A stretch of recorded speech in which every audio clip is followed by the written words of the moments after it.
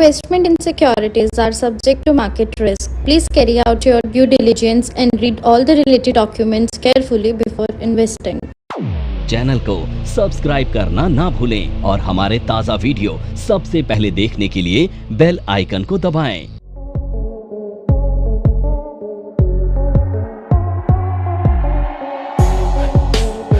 इन 7,000 में से 10 या 20 शेयर्स जो सबसे अच्छी क्वालिटी के हैं वो हमें बाय करने होते हैं, ठीक है। और वो 10 से 20 शेयर्स का जो बेस होता है वो क्या होता है? फंडामेंटल। अब सोचो तुमने कोई शेयर 100 रुपए का खरीदा एग्जाम्पल के लिए, ठीक है। इसमें सबसे बड़ा रिस्क क्या है? अगर तुम 1 साल 2 साल 3 साल इसे होल्ड करो तो इसमें रिस्क क्या है? इस शेयर में रिस्क क्या है कि ये शेयर जीरो ना हो जाए। सबसे पहला रिस्क तो यही है, क्योंकि देखो भाई स्टॉक मार्केट में सबसे बड़ा रिस्क क्या होता है कि पैसा जीरो भी हो सकता है। अब इस रिस्क को कौन एलिमिनेट करता है, खत्म कौन करता है?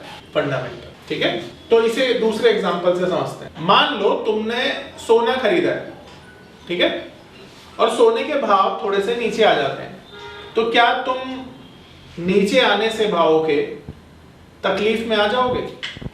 नहीं, बल्कि तुम्हें यह पता चलेगा कि अब सोना दोबारा से ऊपर आ जाएगा, क्योंकि सोना सोना है ना, और खरीद सकते हो ना। अगर नीचे आया तो और खरीदेंगे लोग। अब यही चीज एक शेयर के साथ भी होती है। अब देखो हम लोगों ने ना बहुत सारे सालों में बहुत सारे एग्जाम्पल ऐसे देखे हैं जहां पर एक स्टॉक में किसी न्यूज के चलते या रिजल्ट के चलते या बिजनेस मॉडल के चलते या बिजनेस फेलियर के चलते बहुत करेक्शन देखने को मिलती है और मिली है। अब उस शेयर में वो भाव दोबारा से देखने को नहीं आए जो 10 साल पहले थे, 5 साल पहले थे, 3 साल पहले थे। ऐसा क्यों हुआ? क्योंकि उसके फंडामेंटल्स चेंज हो गए। तो जब किसी शेयर्स के फंडामेंटल चेंज हो जाते हैं तो उसके प्राइस में एक बहुत बड़ा इंपैक्ट देखने को मिलता है, चेंज देखने को मिलता है, ठीक है। तो आपके लिए फंडामेंटल क्यों जरूरी है? ताकि आप किसी अच्छे स्टॉक की क्वालिटी को सिलेक्ट कर पाओ बाय करने से पहले, और दूसरी चीज रात को चैन से सो पाओ। ये ना सोचो कि आपका जो शेयर है वो जीरो हो सकता है, ठीक है। तो फंडामेंटल का सबसे बड़ा यूज ये है। अब फंडामेंटल काम कैसे करता है वो समझते हैं। तो देखो फंडामेंटल ना आपको सस्ता शेयर खरीदना सिखाता है। मान लो एक 100 रुपए का नोट है, इसको अगर आपको 50 रुपए में कोई दे तो आप मना करोगे लेने से? नहीं, क्योंकि ये 100 रुपए का नोट कितने डिस्काउंट पे मिल रहा है? 50% डिस्काउंट पे मिल रहा है। तो शेयर्स के साथ भी तो ऐसा होता है। सिर्फ तुम्हें ये जानने की जरूरत है कि 100 रुपए का शेयर 50 रुपए में कौन सा वाला मिल रहा है। तो 100 रुपए का शेयर जब 50 रुपए में मिलेगा तो क्या आप उसे खरीदेंगे? खरीदेंगे, ठीक है। तो इसी तरह से फंडामेंटल आपको हेल्प करता है शेयर को सस्ता खरीदवाने में, ठीक है। नमस्कार दोस्तों, क्या आप स्टॉक मार्केट में शुरुआत करने का सोच रहे हैं और क्या आपको यह समझ में नहीं आ रहा है कि आपकी शुरुआत कहां से होनी चाहिए? तो मैं आपको एक ऐसा कोर्स सजेस्ट करने जा रहा हूं जो आपकी लाइफ चेंज कर सकता है, और मैं बात कर रहा हूं NIFM का advance level of smart investor course की, जो आपकी लाइफ चेंज कर सकता है। जी हां, आपने सही सुना।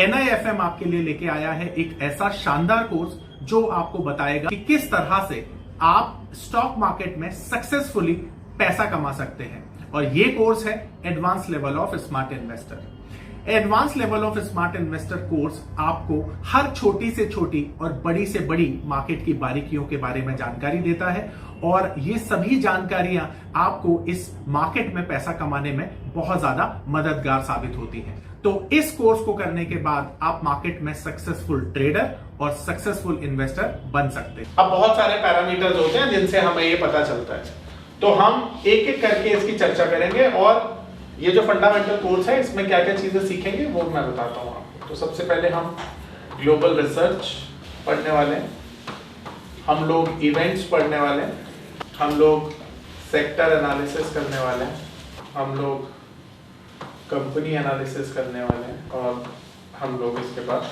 डेटा एनालिसिस, ठीक है।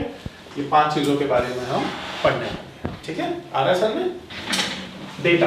तो अब सबसे पहले ना हम बात करेंगे ग्लोबल रिसर्च। अब देखो ग्लोबल रिसर्च क्या होती है, कैसे की जाती है, ये सब समझते हैं, ठीक है। तो देखो दुनिया के अंदर ना 197 कंट्रीज हैं, इन 197 कंट्रीज में से ना सभी कंट्रीज के नाम ना तो तुम्हें पता होंगे ना तो मुझे पता होंगे। और ऐसा क्यों है? ऐसा इसलिए है क्योंकि जितनी भी कंट्रीज एग्जिस्ट करती हैं दुनिया में, सभी ने कोई खास चीज के लिए कंट्रीब्यूशन नहीं दिया है। तो जितनी दुनिया की बड़ी इकोनॉमी है, जैसे अमेरिका है, जापान है, चाइना है, इन सब कंट्रीज को सभी लोग जानते हैं, इंक्लूडिंग इंडिया। क्यों जानते हैं? क्योंकि अब आप लोग जानते हैं कि दुनिया में इन कंट्रीज का कंट्रीब्यूशन बहुत ज्यादा है, ठीक है। तो जिन कंट्रीज का कंट्रीब्यूशन ज्यादा होता है ना, उनकी जो सिचुएशंस होती है वो बाकी कंट्रीज से कहीं बेहतर होती है, और इसीलिए हमको उन कंट्रीज पे ज्यादा फोकस करना पड़ता है जो कंट्रीज दुनिया की इकोनॉमी में कंट्रीब्यूट कर रही है, ठीक है। तो आपके लिए यह समझना जरूरी है कि हमारी इकोनॉमी दूसरी इकोनॉमी से कैसे इंपैक्ट होती है। इसे हम ग्लोबल रिसर्च के माध्यम से समझेंगे।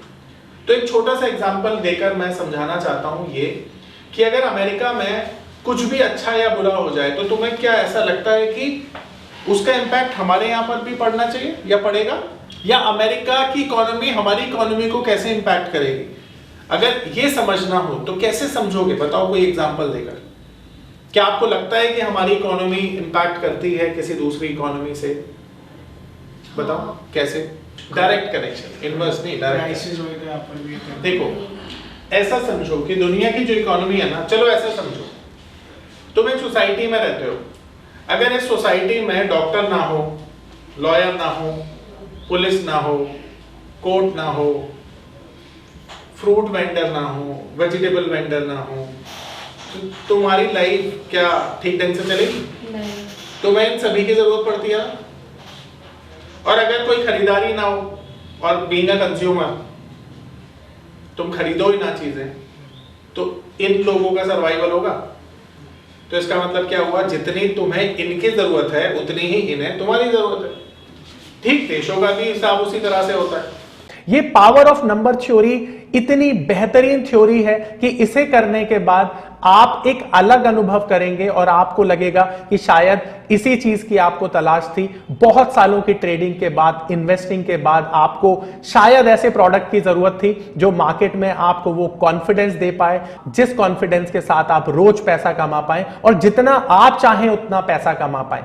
तो हमारी ये जो पावर ऑफ नंबर थ्योरी है, ये आपको आपकी सभी इच्छाओं को पूरा करने के लिए है। और आप देखेंगे कि इस थ्योरी को करने के बाद जो आपका कॉन्फिडेंस है, आपकी जो एक्यूरेसी है, आपकी जो क्षमताएं हैं मार्केट से पैसा कमाने की, वो बहुत ज्यादा बढ़ जाएंगी। और आप देखेंगे कि जो आपने आज से पहले अनुभव नहीं किया था अपनी ट्रेडिंग के दौरान या इन्वेस्टमेंट के दौरान, आप इतना बेहतर अनुभव करेंगे इस कोर्स को करने के बाद। हमारी कंट्री में नॉर्मली जो चीजें प्रोड्यूस नहीं होती हैं उतनी मात्रा में जितनी हम यूज करते हैं। तो उसका एग्जांपल क्या हो सकता है? जैसे आप देखो कि हम लोग क्रूड ऑयल को बहुत ज्यादा इंपोर्ट करते हैं। हमारे देश की पॉपुलेशन बहुत बड़ी होने की वजह से हमारे देश में जो क्रूड ऑयल की डिमांड है वो ज्यादा है, सप्लाई कम है। इसीलिए हमें क्या करना पड़ता है? क्रूड ऑयल इंपोर्ट करना पड़ता है। सिमिलरली गोल्ड के साथ भी ऐसा होता है कि हम गोल्ड भी बहुत ज्यादा इंपोर्ट करते हैं। अब ये सोचो कि अगर हमारी कंट्री में ऑयल की स्कैरसिटी हो जाए, कमी हो जाए, तो क्या होगा? प्राइस बढ़ जाएंगे, महंगाई बढ़ जाएगी और सिविल वॉर भी हो जाएगा। क्योंकि महंगाई भी कितनी बढ़ेगी? प्राइस, मान लो अगर सपोज करो कि 100 लीटर पेट्रोल अवेलेबल है और खरीदार जो है 10 लाख है, तो फिर प्राइस कितना हाई पहुंचेगा? ये सोचो, इकोनॉमी क्रैश हो जाएगी ना इस तरह से, तो हाइपर इन्फ्लेशन हो जाएगी। तो हमारे देश में हमें इकोनॉमी को चलाने के लिए जिन चीजों की जरूरत पड़ती है वो चीजें सभी लोग, सभी जो चीजें बनती हैं वो सभी हम थोड़ी प्रोड्यूस कर लेते हैं। तो इसीलिए हमें बाकी कंट्रीज की जरूरत होती है, जैसे रशिया की, अमेरिका की और बाकी कंट्रीज की, जो हमें गल्फ कंट्रीज जो हमें क्रूड ऑयल सप्लाई करती हैं। अब उनके पर्सपेक्टिव से सोचो कि जो गल्फ कंट्रीज हैं उनमें खेती बाड़ी नहीं होती है, एग्रीकल्चर सेक्टर नहीं होता है या बहुत कम होता है मान के चलो। तो उनकी कंट्री में जब ये सारी चीजें नहीं होती हैं तो वो तेल पीकर थोड़ी जिंदा रहेंगे भाई। उन्हें खाने पीने की चीजों की जरूरत पड़ेगी, पानी की जरूरत पड़ेगी, तो वो कहां से लेके आएंगे? वो उन चीजों को इंपोर्ट करेंगे, है ना। तो कहने का मतलब है अगर वो हमें तेल देंगे तो हम उन्हें खाना देंगे। तो इसी तरह से दोनों का सर्वाइवल एक दूसरे पर डिपेंड करता है ना। तो दुनिया की जितनी भी कंट्री है ना, उनमें से जो मेजर कंट्री हैं, जैसे अमेरिका है, चाइना है, रशिया है, इंडिया है, जर्मनी है, ठीक है, इसी तरह से यूरोपियन कंट्री हैं, तो ऐसे समझो जो मेन कंट्रीज है ना, जो ग्लोबल इकोनॉमी है, बड़ी इकोनॉमी है, वो दुनिया को चलाने में अपना बड़ा योगदान देती हैं। इसीलिए उन कंट्रीज के साथ कुछ भी अच्छा या बुरा होता है तो उनका इम्पैक्ट बाकी कंट्रीज पर भी पड़ता है। ठीक है, अब एक और एग्जांपल से समझते हैं। मान लो अमेरिका जैसी बड़ी कंट्री, जो कि दुनिया में सबसे बड़ी इकोनॉमी भी है, वो भारत के बहुत सारे यानी 46 लाख 46 लाख इंजीनियर्स को रोजगार देती है। अब सोचो, बदले में जब हमें रोजगार मिलता है तो कितने सारे लोगों को सैलरी मिलती है, खर्चने के लिए पैसे मिलते हैं। अब उनकी अगर नौकरी चली जाए तो हमारी इकोनॉमी को बहुत बड़ा डेंट लगेगा, क्योंकि 46,000 नौकरियां बहुत होती हैं। 40 लाख लोग, हजार नहीं, 46 लाख नौकरियां बहुत होती हैं। अब सिमिलरली ये सोचो कि अगर हमारी नौकरियां जाएंगी तो उनकी इंडस्ट्री भी तो डाउन आ जाएगी, क्योंकि उनके पास करने वाले बंदे नहीं होंगे काम को, फिर उनका बिजनेस कैसे चलेगा। तो ये ना क्या होता है, ये एक दूसरे के ऊपर डिपेंडेंसी होती है और इसकी वजह से दोनों के लिए विन विन सिचुएशन होती है। अगर हमें अमेरिका 46 लाख लोग नौकरियों को अमेरिका से पाते हैं, या अमेरिका 46 लाख लोगों को नौकरियां देता है, तो बदले में अमेरिका को हम चीप लेबर सप्लाई करते हैं। अगर यही अमेरिकन को नौकरियों पर रखा जाएगा तो सैलरी है ज्यादा होगी, उनके खर्चे बढ़ेंगे, है ना, उनकी प्रॉफिटेबिलिटी कम हो जाएगी। इसी तरह से हर कंट्री एक दूसरे पर डिपेंड करती है। अब यही समझने के लिए आपको ग्लोबल रिसर्च समझनी है। अब मैं आपको एक एग्जांपल देता हूं। मान लो आप सभी के पास 10-10 लाख रुपए हैं और वो 10 लाख रुपए आप अगले 1 साल, 2 साल, 3 साल के लिए इन्वेस्ट करना चाहते हो। तो आप ये सोचो कि जब आप 1 या 2 साल के लिए इन्वेस्टमेंट करोगे तो आपको बहुत सारी चीजों को ना ध्यान में रखते हुए वो इन्वेस्टमेंट करनी पड़ेगी। मानते हो? अगर आपको 2 दिन के लिए इन्वेस्टमेंट करनी है तो टेक्निकल चार्ट देखकर हो जाएगा, पर 6 महीने, साल भर, 2 साल भर के लिए करनी है तो टेक्निकल चार्ट के बियॉन्ड में देखना पड़ेगा ना आपको। मान लो कोविड जैसी समस्या आ जाती है किसी कंट्री में, तो तुम्हें थोड़ी पहले से पता होगा, पर जब आएगी तो एक न्यूज की तरह आएगी वो, है ना। टैरिफ बढ़ जाते हैं मान लो, तो एक न्यूज की तरह आता है। तो ये सब चीजें फंडामेंटल का पार्ट होती हैं। अब तुम देखो कि दुनिया की इकोनॉमी में बेस्ट तरीके से हम कैसे ढूंढते हैं कि इन्वेस्टमेंट का सही तरीका है। तो दुनिया में जहां पर कोई भी समझो कंसर्न नहीं है किसी भी तरह से, तो वो शायद बेहतर तरीके होते हैं, मौके होते हैं इन्वेस्टमेंट के। जैसे एग्जांपल के तौर पर बताता हूं मैं, मान लो दुनिया में ना नौकरियों की समस्या बहुत कम है, महंगाई की समस्या बहुत कम है, युद्ध जैसी परिस्थिति नहीं बन रही है, तो अब क्या बोलोगे, ये ऐसी स्थिति दुनिया में अच्छी है या बुरी है? अच्छी है ना। तो ऐसी परिस्थितियों में आप 2 साल के लिए निवेश कर सकते हो ना। पर सोचो अगर तुम्हें ये पता चले कि अगले 2 महीने में 2 कंट्री आपस में लड़ रही होंगी, तो जब तक ये क्लैरिटी तुम्हारे सामने नहीं होगी, तुम अपनी इन्वेस्टमेंट बड़े टाइम फ्रेम के लिए थोड़ी कर पाओगे, नहीं कर पाओगे ना। तो फंडामेंटल ना तुम्हें ये हेल्प करता है कि जब तुम्हारा डिसीजन मेकिंग 2-3 साल के लिए हो, तो तुम्हें वो कौन कौन सी चीजें हैं जो देखनी चाहिए। और यही चीज फंडामेंटल तुम्हें पढ़ाता भी है, समझाता भी और बताता भी। ठीक है, तो अब इसे देखते कैसे हैं वो मैं तुम्हें समझा रहा हूं। ठीक है, अब एक एग्जांपल और देता हूं ताकि ये चीजें और क्लैरिटी से तुम्हें समझ में आए। तो ऐसा समझो, तुमने देखा होगा 2008 में एक प्रॉब्लम दुनिया में आई थी जिसका नाम था सब प्राइम प्रॉब्लम। ये जो सब प्राइम है ना, ये बैंकिंग क्राइसिस थी। अमेरिका में लीमन ब्रदर जो बैंक था वो फेल हो गया था, जिसकी वजह से दुनिया के सारे बैंकिंग सेक्टर के शेयर्स और दुनिया के सारे जितने भी शेयर्स थे वो लोअर सर्किट में चले गए थे ना। अब सोचो इसकी ये प्रॉब्लम आई कहाँ थी? ये प्रॉब्लम यूएसए में आई थी ना, और इसका इम्पैक्ट दुनिया के हर एक देश में हुआ। अभी रिसेंटली बात करते हैं 2020 की। 2020 में कोविड क्राइसिस आया, पेंडेमिक आई, और ये पेंडेमिक कहाँ आई? चाइना में आई। पर दुनिया के कौन सा एरिया था जहां पर ये इम्पैक्ट नहीं हुआ? दुनिया के हर एक कंट्री में तो कोविड आया। तो आप ये सोच पा रहे हो कि ये जो प्रॉब्लम होती है ना, किसी पर्टिकुलर कंट्री की नहीं होती है, ये पूरी दुनिया की प्रॉब्लम होती है, और सूनर देन लेटर ये स्प्रेड होती है। ये इस तरह से ना प्रॉब्लम स्प्रेड होती है दुनिया के हर एक कोने में।